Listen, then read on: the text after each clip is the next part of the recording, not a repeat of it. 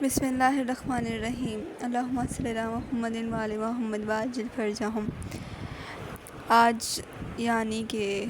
پہلی ربیع الاول، یہ وہ دن ہے جس دن رسول خدا کی شہادت کو 3 دن گزرے،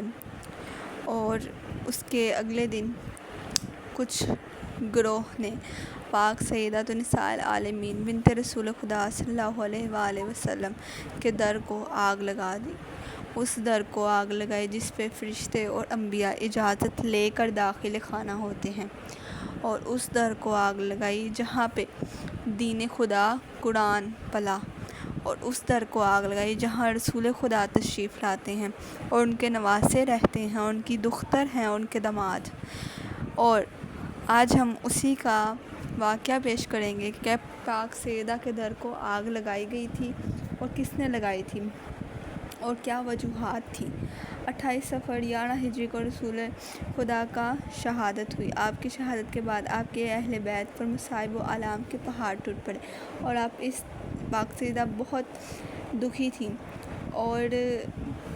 ظلم کے پہاڑ اس طرح توڑے گئے جیسے کہ بس انتظار میں تھے کہ شاید رسول شہید ہوں اور ہم اپنا کام کر دیں۔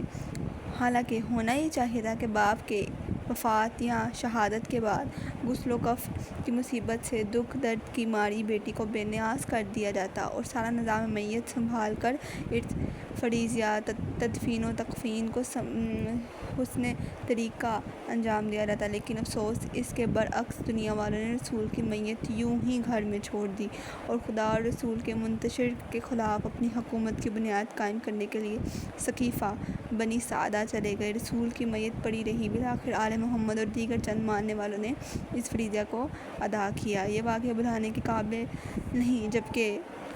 حضرت ابوبکر خلیفہ بن کر اور حضرت عمر خلیفہ بن کر واپس لوٹے تو سرور کائنات کی لاشیں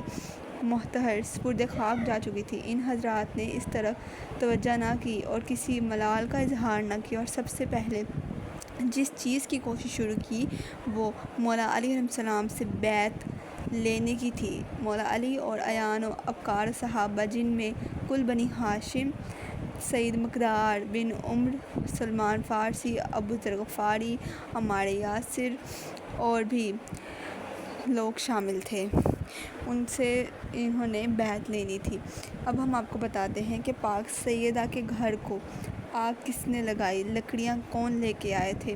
اور آپ کو وجہ معلوم ہو چکی ہے کہ مولا علی سے بیعت کے لیے، حکومت کا لالچ اور اقتدار کے لیے انہوں نے رسول کا جنازہ چھوڑ دیا۔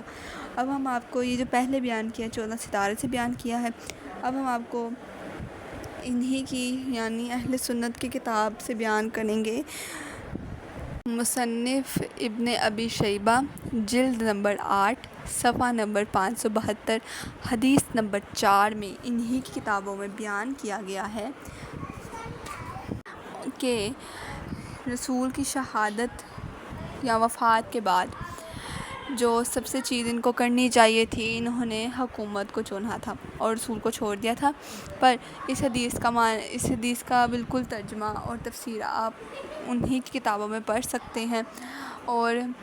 یہ کہ اس حدیث میں عمر نے پاک سیدہ کو دھمکی بھی دی تھی اور کہا کہ ہم آپ کے جد سے تو بہت محبت کرتے تھے اور آپ سے بھی کرتے ہیں، لیکن یہ محبت کچھ بھی نہیں، میں چاہوں تو یہ لوگ ابھی کے ابھی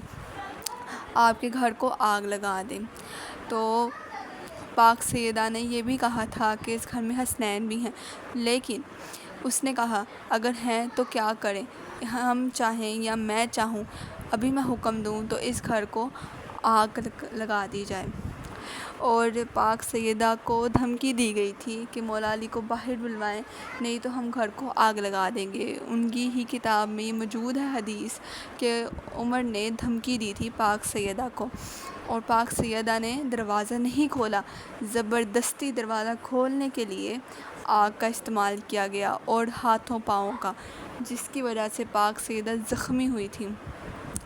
اور پاک سیدہ کے گھر کو در کو آگ لگائی گئی جہاں پہ قرآن اور حدیثیں آتی ہیں، سورتیں نازل ہوئی ہیں اور وہ چیزیں نازل ہوئی جن کا ہمیں پتہ ہی نہیں ہوگا، پر پاک سیدہ کے در کو آگ لگائی گئی اور زور سے ٹانگ مار کے اس دروازے کو کھولا گیا اور پاک سیدہ اس دروازے کے پیچھے تھی، اور کہتے ہیں روایات بہت مشہور ہیں کہ پاک سیدہ زخمی ہو گئی تھیں اور جناب محسن کی شہادت ہوئی تھی، اور پاک سیدہ کے اسی زخم کی وجہ سے ان کی شہادت میں بھی اضافہ ہوا تھا۔ پہلے تو ان کے اپنے بابا کا غم تھا اور باقی بھی ان کو بہت غم اور مصائب اور اپنے بیٹے کا چلے جانا بہت تکلیف دہ تھا۔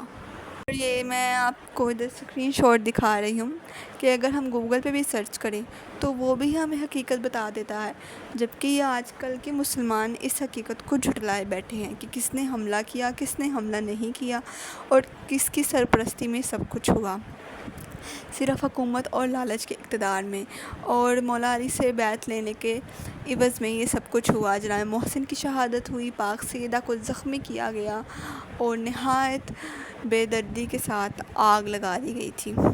پہلے آپ کو اہل سنت کی کتاب کا حوالہ دے چکے ہیں، انہی کی کتاب سے ہم نے کچھ حدیث بیان کی تھی جس سے تمام چیز واضح ہے کہ کس طرح اور کس نے دھمکی دی اور کون آیا تھا پاک سیدہ کے در پہ۔ اگر ہم اپنی کتاب سے بیان کریں گے تو وہ ڈیٹیل اور تفصیل سے واقعہ موجود ہے کتاب میں، پر ہم نے صرف ان کی حدیث کے ریفرنس یہ بیان کی ہے، اور ہم لوگ اگر چاہیں تو گوگل سے پتہ کیا تو انہوں نے بھی یہی جواب دیا تھا۔ اور اگر آپ کو بتا دیا جائے کہ خلیفہ اول رسول خدا کس کو کر کے گئے تھے تو وہ یوم عید غدیر ہے، جس کی تمام اصحابوں نے حدیث مستند کی ہے، اور خود رسول خدا نے من کنت مولا فہذا علی مولا فرمایا تھا، اور یہی اعلان خلافت و امام الاول ہیں امیر المومنین علیہ السلام۔ اور جناب امیر کے گردن میں رسیاں باندھی گئیں، ہاتھوں میں رسیاں باندھ کے لے جایا گیا تھا،